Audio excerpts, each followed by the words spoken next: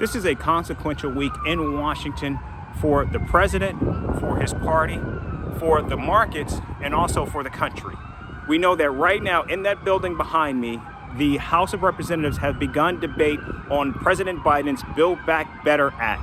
Now, this is the president's plan that actually provides $3.5 trillion over 10 years in human capital and social infrastructure, child care, community college payments, things like that. In addition to that, we know that a $1.2 trillion infrastructure package is also in the taking as well.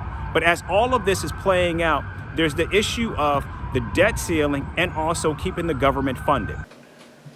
Look, we all agree America must never default. The debt ceiling will need to be raised.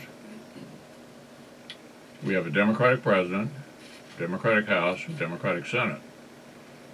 They have decided to, with the possible exception of infrastructure, all year long to operate on a partisan basis.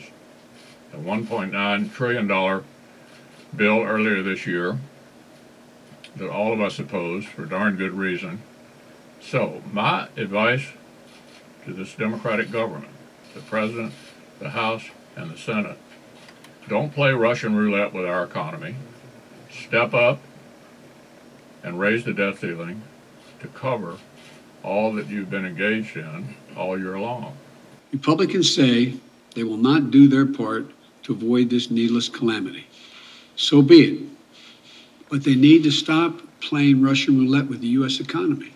Now, this is causing tremendous amounts of angst on both sides of Pennsylvania Avenue, as right now we're learning that the White House is already making plans for, in fact, if a government shutdown does occur. But it's not just the government shutdown that has both Washington and markets jittery, it's also the debt ceiling, because right now there is concern that the debt ceiling may not get raised in time, which means that the U.S. government could default, which could also have catastrophic consequences for Washington, for America's credit rating, also for the markets as well. So these are a number of issues that are playing out right now, and many are saying that President Biden's agenda, President Biden's majorities in Congress are on the line right now. And of course, all eyes are going to be watching that building behind me to determine, in fact, what happens if Speaker Pelosi, if Chuck Schumer can actually bring their caucus along